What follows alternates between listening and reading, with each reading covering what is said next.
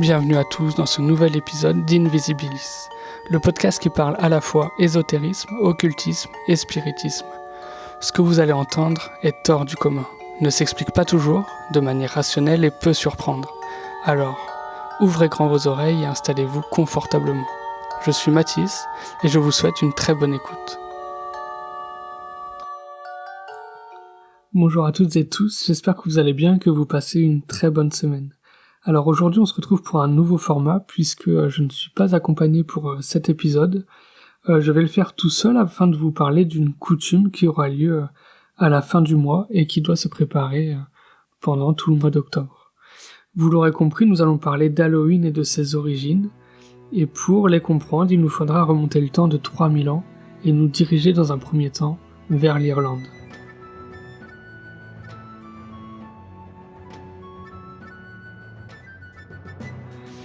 En effet, le calendrier celte à cette époque ne se terminait pas un 31 décembre, mais bel et bien le 31 octobre. Et cette dernière soirée, cette dernière nuit de l'année que l'on appelait Samhain, signifiait la fin de l'été. Samhain célébrait donc le passage de la saison estivale claire à la saison sombre de l'hiver, signe de la fin des moissons. Les incertitudes liées au travail et aux récoltes poussaient donc ces groupes à la célébration de différents passages saisonniers, donc avec Samhain, mais aussi avec Beltane, qui célébrait le passage de la saison sombre à la saison claire, Imbolc, qui fêtait la purification, et Lughnasadh, fête royale célébrant l'abondance et la prospérité pendant les récoltes. En ce sens, Samhain définit une action de grâce rendue à la nature, à une allégeance de l'homme envers elle, afin qu'elle ne se retourne pas contre leur récolte. Samhain avait un autre objectif qui était dédié au dieu de la mort et permettait aux morts de renouer avec les vivants pendant un temps. Lors du 31 octobre au soir, les échanges entre les deux mondes s'intensifiaient. Certains défunts revenaient hanter les vivants afin que ces derniers réparent les violences ou les injustices subies au moment de leur décès, ou en tout cas l'indifférence dans laquelle ils ont pu être tenus depuis leur grand départ. Cette fête était très prise au sérieux et était probablement obligatoire, laissant les activités professionnelles celtes à l'arrêt, où tout conflit édelte devait être réglé. Ce rituel à double objectif, l'un plutôt agricole et l'autre spirituel, se déroulait non pas une journée, mais 6 jours, soit 3 jours avant le 31 octobre et 3 jours après en suivant cet ordre d'événements. Le jour 1 était dédié à la mémoire aux héros, le jour 2 à la mémoire aux défunts, le jour 3 avait lieu la cérémonie de la reconnaissance du feu. Donc après avoir éteint le feu dans leur habitation, tous les propriétaires se rassemblaient sur la grande place du village. Les druides allumaient alors un grand feu sacré dans le but d'alimenter des feux de joie aux alentours pour éloigner les mauvais esprits. Les habitants utilisaient ce nouveau feu sacré pour chauffer leur maison et protéger leur foyer pour l'année.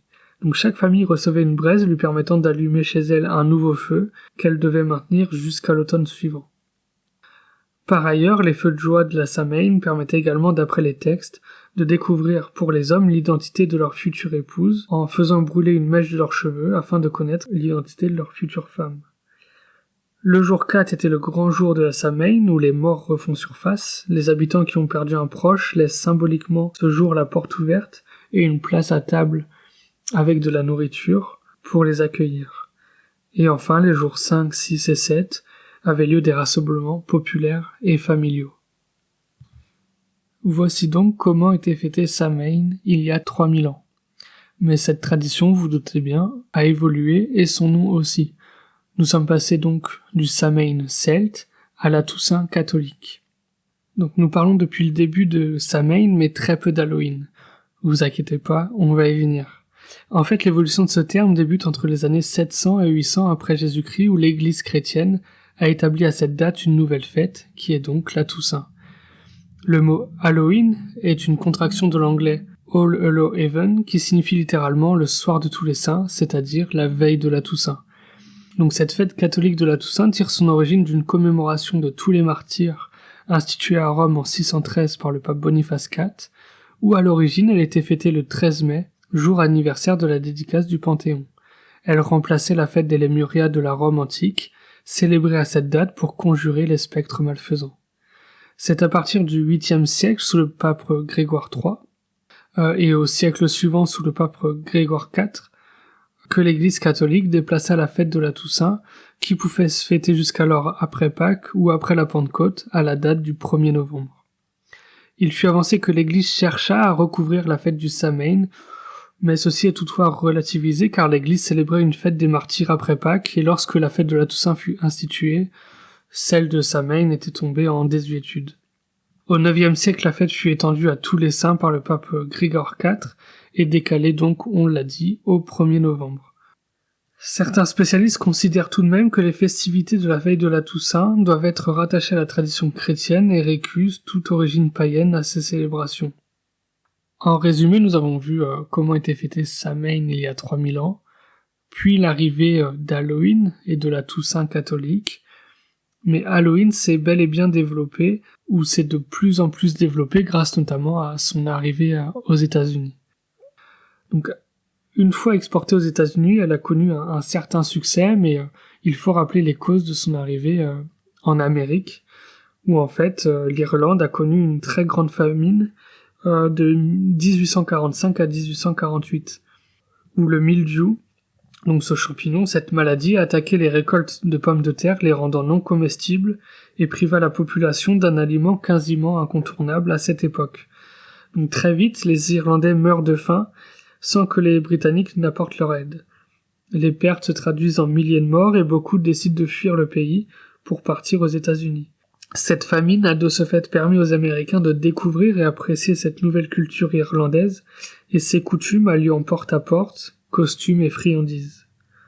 Donc voici un petit peu pour les origines d'Halloween. Mais il me reste encore quand même pas mal de questions, à savoir pourquoi nous demandons des bonbons et pourquoi on se déguise à cette période. Donc suite à cette exportation aux États-Unis, cette fête n'a pas cessé d'évoluer et de grandir en popularité. Donc comme on l'a vu, les Celtes essayaient d'apaiser les esprits méchants en leur offrant des friandises, en plus de toute la tradition qui était mise en place. Ils pensaient que les esprits pouvaient errer librement lors de cette nuit dans le monde des vivants, et ils multipliaient donc les rites pour conjurer les esprits et les éloigner d'eux. Certains faisaient même du porte-à-porte pour souhaiter aux voisins bonheur et protection. Certains Celtes même portaient des costumes macabres pour que les esprits errants pensent qu'ils étaient des leurs, et les laissent donc tranquilles. Et d'autres offraient également des friandises aux esprits pour les apaiser. Plus tard, à l'arrivée de l'Église chrétienne et la Toussaint, l'Église a encouragé les gens à aller de maison en maison, donc la veille de la Toussaint, pour demander de la nourriture, en échange d'une prière pour les morts. Et c'est ici que l'expression « un bonbon ou un sort » apparaît, où les familles les plus pauvres avaient pour tradition d'aller frapper aux portes une fois par an, au sein des maisons les plus riches, afin de demander de la nourriture, du bois pour se chauffer, ou de l'argent. Les familles les plus aisées avaient alors le choix de donner ou de refuser. Mais certains refus entraînaient de vives réactions parmi les familles nécessiteuses. Certains sont allés jusque voler, ou jouer un mauvais tour au pingue leur ayant refusé l'aumône. C'est de là que s'est perpétuée la tradition « un bonbon ou un sort ». Cette fois-ci, elle ne concerne plus les familles en difficulté, mais seulement les enfants souhaitant s'amuser à l'occasion d'Halloween. Donc voilà pour la question « Pourquoi demander des bonbons ?» et « Pourquoi on se déguise à cette période ?» Maintenant, savez-vous pourquoi les citrouilles sont-elles symboles d'Halloween ? Donc, cette coutume remonte au 8e siècle où la légende de Jack O'Lantern se développe et fait également évoluer cette tradition.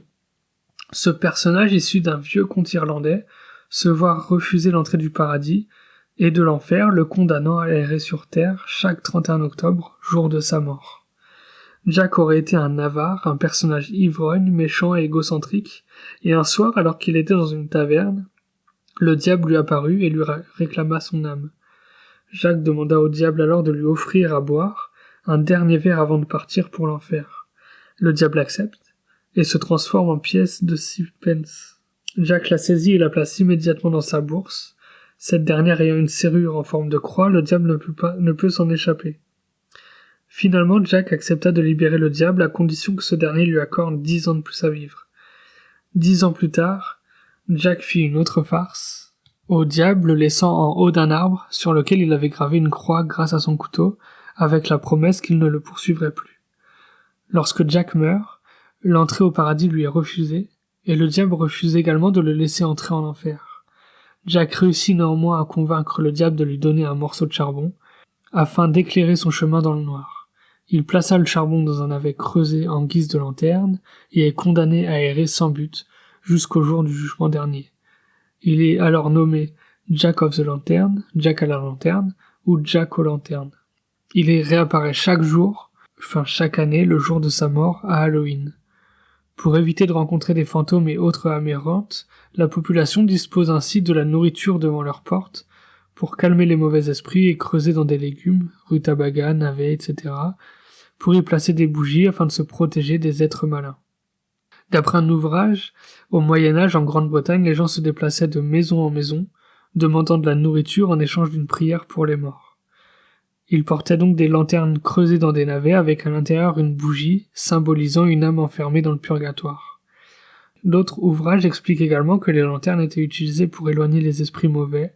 Dans les années 1800, en Amérique du Nord, les navets ont été remplacés par des citrouilles parce qu'il y en avait beaucoup et qu'elles étaient faciles à évider et à sculpter. Voilà pour la petite histoire de Jack aux lanternes et l'arrivée de la citrouille, symbole d'Halloween. Maintenant, ma dernière question, c'est pourquoi les couleurs d'Halloween sont-elles le orange et le noir? Pour y répondre, j'ai 2 pistes qui seront encore à exploiter après cet épisode, car je n'ai pas trouvé réellement la réponse. D'un côté, la fête celtique mettait à l'honneur le dieu de la mort, associé au noir, mais les Romains fêtaient également la déesse Pomona, pourvoyeuse de fruits et d'arbres à laquelle on associait la couleur orangée. Voici la première origine de l'orange et du noir pour Halloween. D'autres sources nous indiquent également que le orange est une couleur associée à la citrouille, largement utilisée durant cette fête, et que par tous ces processus de communication, de publicité et de popularisation, elle aurait été associée d'emblée à Halloween. Donc cette piste reste à exploiter, et si vous avez la réponse, n'hésitez pas à me contacter ou à écrire dans les commentaires.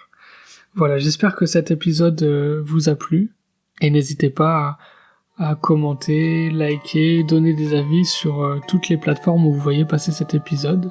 Je vous en serai très reconnaissant, et je vous dis à bientôt pour un prochain épisode.